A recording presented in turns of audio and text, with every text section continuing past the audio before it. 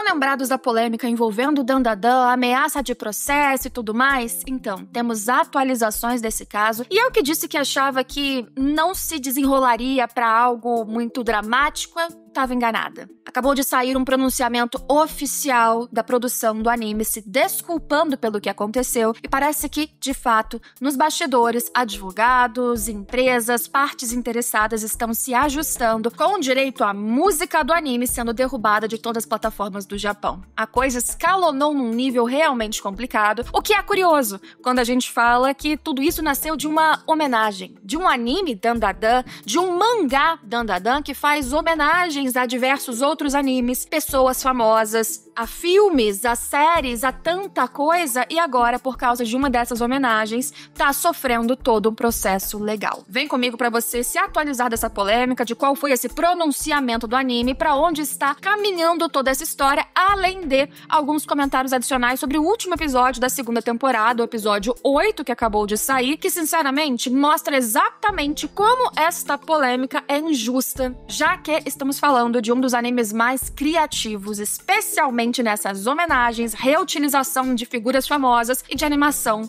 tão fora da curva. Se você apoia Dandadan, deixa o seu like, especialmente para esse Dandaday especial em mais uma semana. Lembrando que o apoio de vocês faz com que eu volte a falar desse anime por aqui. E eu espero que nas outras semanas, sem precisar de falar de polêmica, antes de dizer como esse anime é genial e merecia mais, muito mais reconhecimento. Bem, o começo da polêmica explicadinho tá num vídeo anterior meu sobre Dandadan, falando de como isso nasceu, e um resumo básico é porque na segunda temporada teve um episódio 6, que trouxe uma banda fictícia pra participar do exorcismo ou tentativa de exorcismo do Didi pra tirar o Evil Eye de dentro do seu corpo, e esta banda de metal chegou e chamou atenção por causa do design, primeiramente, que lembrava muito a banda X Japan, que existia, e principalmente quando começou a tocar a música criada pro anime chamada Hunting Soul, os fãs de X Japan logo perceberam, nossa, é igual a Kurenai, uma música desta banda que existiu é muito semelhante, então claramente aquilo é uma inspiração, ou melhor, é uma homenagem.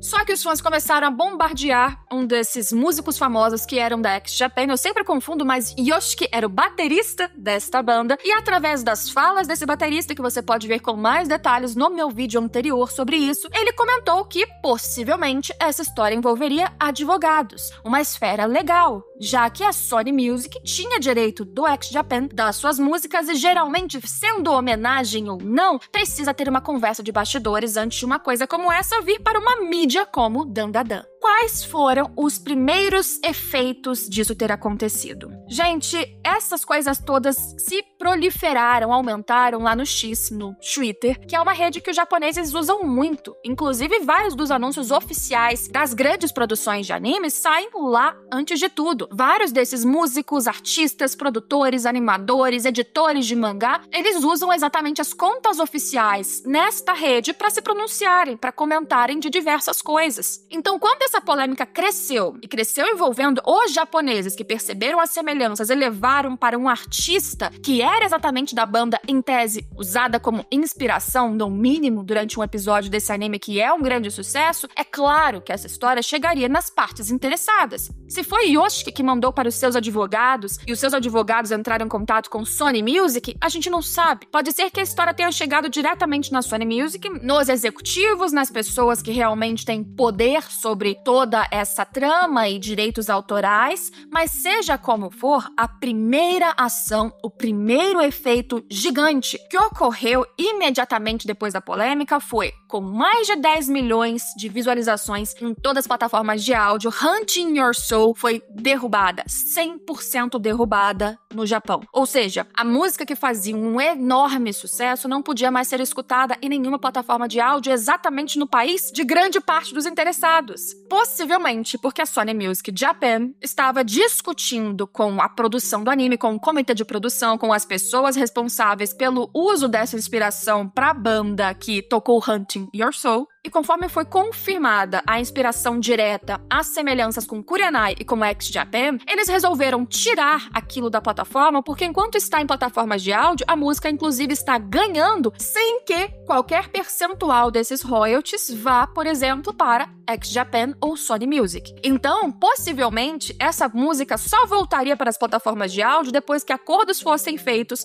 um percentual fosse definido para esses detentores de direitos do X Japan, de Kurenai, das coisas e de tudo que inspirou a música do anime, para que a música subisse de novo na plataforma e aí automaticamente desse os custos, os direitos para quem fosse de direito. Só que quando a música caiu das plataformas, as pessoas já se assustaram. O que vai acontecer com Dandadan? No próprio episódio 8, essa música continuou sendo importante para que Okarun achasse o seu ritmo, a sua forma de lutar, o seu compasso para conseguir enfrentar um novo desafio, que dessa vez foi contra músicos do teste da própria velha Turbo, que estava ali treinando ele para que ele chegasse perto do uso máximo da velocidade que ela tinha como yokai. A cena musical do show não foi um mero episódio separado. Okarun precisou lembrar do como ele incorporou aquele ritmo do show para si mesmo e como aquele podia ser o seu ritmo para que ele conseguisse lutar, para que ele conseguisse enfrentar desafios e ser muito mais rápido, alcançar capacidades que ele tem com aquele poder de yokai e que ele não conseguia ainda. Parte dessa música tocou de novo. Eu não sei se já existiu alguma reedição no episódio, se seria algum trecho maior relembrando essa música, mas seja como for, depois que a música saiu do ar, as conversas continuaram a acontecer e a gente teve mais pronunciamento do Yoshiki e também de um advogado japonês especialista em direitos, falando como é problemático demais para eles no Japão o que Dandadan fez. Primeiro, vamos ao pronunciamento oficial da página do anime se desculpando pelo que aconteceu. Em tradução livre, é mais ou menos o seguinte: nós profundamente nos desculpamos por qualquer transtorno causado envolvendo a música Hunting Soul no anime Dandadan. Essa música foi criada pela produção, pelo time de produção, com imenso respeito por Yoshiki e X Japan, tentando evocar, trazer um espírito similar no anime. Para a direção musical, foi feito um design, foi feita uma estrutura para casar a história e as cenas de Dandadan, enquanto elevava a qualidade do trabalho, no geral, pelo que eu entendi. Contudo, nós lamentamos não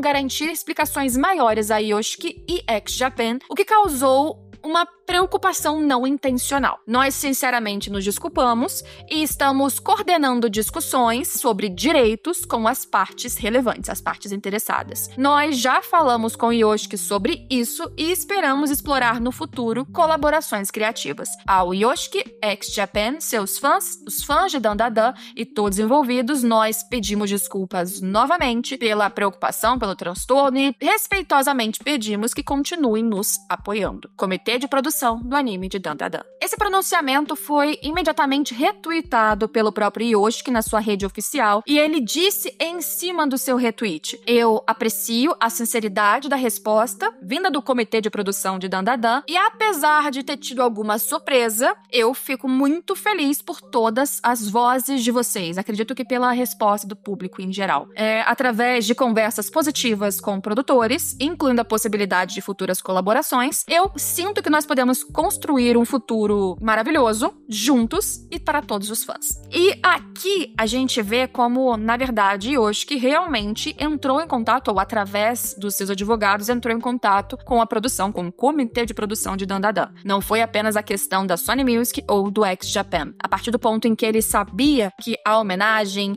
aquela inspiração direta, a sua música também tinha sido feita, ele correu atrás dos seus direitos. E aí eu vou ler primeiro, antes de dar a minha visão, o meu panorama e os meus comentários sobre Dandadan num geral em relação a tudo isso, eu vou ler também uns tweets que foram bastante espalhados sobre um advogado especialista nesse tipo de direitos no Japão. Masaki Kito comentou: na minha opinião pessoal, acredito que esse caso violou alguns dos direitos de Yoshiki, tanto nacional quanto internacionalmente, mas, como diz o pedido de desculpas, estamos preocupados por não termos pensado em explicar isso a Yoshiki e X Japan com antecedência. Também acredito que houve um grande problema na falta de respeito aos detentores dos direitos direitos autorais e aos produtores. Aqui ele claramente critica o uso desse momento de inspiração, da clara referência a uma banda, a um músico existentes, e não ter tido uma conversa anterior para autorização disso, para eventuais divisões de royalties, pagamentos, para poder utilizar aquela imagem, mesmo que inspirada na banda, especialmente uma música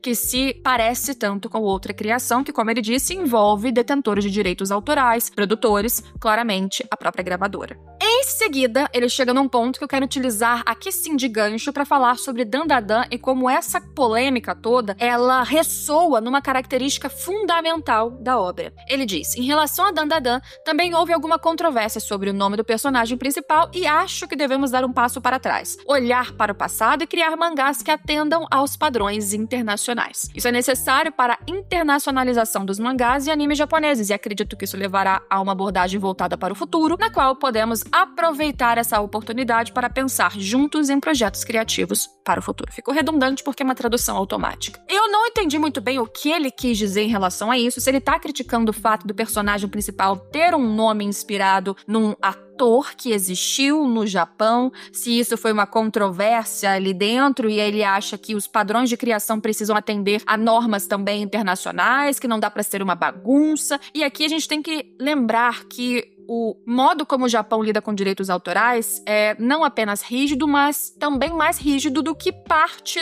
do Ocidente, por exemplo. Do que da forma, por exemplo, que nós aqui no Brasil estamos acostumados, por mais que aqui também seja um assunto sério. Mas eu acho que obras como Dandadan são um especial desafio para a legislação japonesa, porque é uma obra que tem por essência, e eu não falo só do que já apareceu no anime, mas do que ainda aparecerá no mangá, em usar frequentemente inspirações a outras obras, a outras pessoas, atores, mangás clássicos, filmes, séries, tokusatsu, criaturas lendárias. Dandadan se baseia muito nessas figuras para compor a sua história, não porque ele está copiando, mas quando você vê uma referência ao Gojira, né, ao Godzilla, ou a um tokusatsu famoso, ou a uma yokai que faz parte de lendas realmente do imaginário japonês, que é o caso da Velha Turbo, ou a um ator muito famoso que existiu realmente no Japão para dizer como o personagem principal tem o mesmo nome que ele, ou a uma banda que realmente fez sucesso no Japão e eles querem trazer toda essa glória e amor a esses nomes compondo na história, me parece que Dandadan utiliza esses easter eggs não só para brincar com o público, para que você encontre essas pequenas referências e homenagens ao longo de toda a narrativa, mas também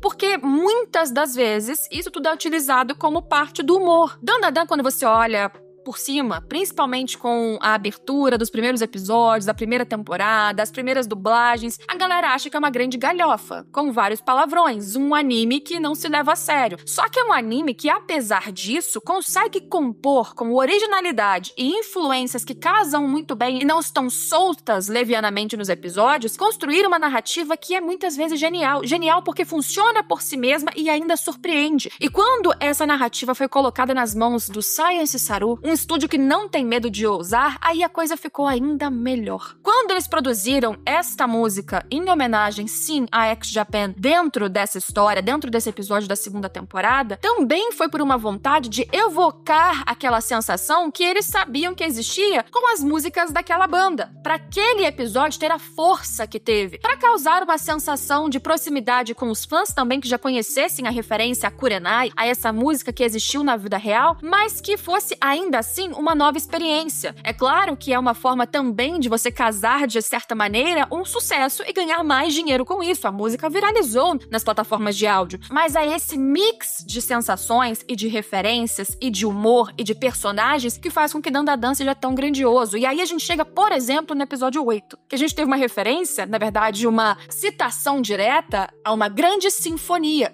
um grande clássico de Beethoven, a Nona Sinfonia, tocando em grande parte do episódio, e não apenas tocando e sendo utilizada como narrativa, como easter egg, mas também conduzindo uma cena, uma animação, uma sequência, talvez seja a melhor de Dandadan até agora, e uma das melhores produzidas por animes num geral até hoje. Uma cena que no episódio 8 mostra o Karun fazendo o treinamento especial da Velha Turbo para tentar atingir a proximidade do que seria o auge das capacidades dela como yokai, da sua velocidade, que agora está com o Okarun, e precisando achar seu ritmo. E veja só, para achar seu ritmo, ele também fez referência ao show, a música Hunting Soul, e como ele conseguiu incorporar aquele ritmo sem querer e agora de forma racional, ele utiliza para ter a sua própria forma, o seu próprio compasso, para conseguir atingir um ápice ou um auge maior de poder e chegar perto dos adversários, que naquele caso eram Beethoven e todos os seus músicos ali ao redor. Um episódio que consegue trazer uma cena praticamente toda em preto e branco, exceto as cores pastéis dos músicos e as cores chamativas saturadas do cabelo rosa da Aira e do cabelo vermelho do Okarun transformado. E os dois tentando enfrentar aquelas notas musicais que vão indo pra cima deles, e as notas musicais não são usadas ao léu. Se eles batem numa pausa, eles ficam congelados. Se uma nota mais aguda chega e bate no Okarun, de repente ele dá um grito estridente. São coisas, detalhes que você só percebe quando você assiste com um pouquinho mais de cuidado, mas que mostra como a produção tem carinho e apreço por Dandadan e pega aquele mangá para criar algo ainda mais genial. E como há uma explosão de cores quando finalmente o Okarun encontra o seu próprio compasso. E como ele derrota aqueles músicos com golpes no contratempo, ou seja, contratempo. É maravilhoso. Eu fico triste que um episódio que, de novo, evoca essa música acabe sendo mais um episódio de uma polêmica envolvendo uma questão de direitos autorais que eu entendo que aconteça, e sendo um anime, uma produção de japoneses também, é claro que se espera que eles tivessem um traquejo melhor de como lidar com essas questões, mas eu acredito realmente que, sendo um anime que faz tantas homenagens a diversas outras figuras, inclusive famosas, eles não acreditaram que aquilo seria levado para um lado mais jurídico e legal, e não apenas como uma grande felicitação a artistas que eles, com certeza, e tantos outros fãs gostam tanto. Agora, Dandadan talvez tenha um pouquinho mais de cuidado com essas citações que acontecerão, porque no mangá continua acontecendo. E eu espero que isso de nenhuma forma vete a qualidade do comitê de produção do anime, porque é uma obra que merece mais valorização. Não é por essa polêmica, não é pelos palavrões da dublagem, não é pelas cenas grotescas e coisas bizarras que a gente vê, é também por como eles conseguem fazer dessas bizarrices uma obra tão maravilhosa. O episódio 8 é impecável. Se você ainda não assistiu, caiu nesse vídeo porque era polêmica ou sei lá, assista. A segunda temporada, ela não engatilhou tanto nas pessoas porque essa é uma temporada de grandes nomes que acabaram se retroapagando um pouquinho, mas ela tá impressionante, vale muito a pena assistir, e esse episódio pra mim foi o grande ápice e talvez inclusive um grande suspiro depois de todo esse problema, polêmica, que processo que eu acho que vai se resolver. Vão dar os direitos pra quem tiver que dar, o dinheiro pra quem tiver que dar. E, bem, estão aí conversando sobre futuras novas parcerias com o Yoshi, que é claro, né, pra apaziguar a situação, eles fazem uma collab no futuro pra que a coisa fique um pouquinho mais suave. Se for bom para os fãs, que venha essa collab também. Me conta aqui embaixo o que você achou dessa história toda, que eu acho que agora terminou, né, já fizeram todos os pronunciamentos oficiais e vão resolver em off o que tiver que ser resolvido. E principalmente, o que você tem achado de Dandadan e de todas essas inspirações claras que aconteceram e continuarão acontecendo, sem dúvidas, dentro desse anime, que é maravilhoso. Não esqueça de compartilhar esse vídeo com mais pessoas e a gente se vê por aí. Tchau, tchau.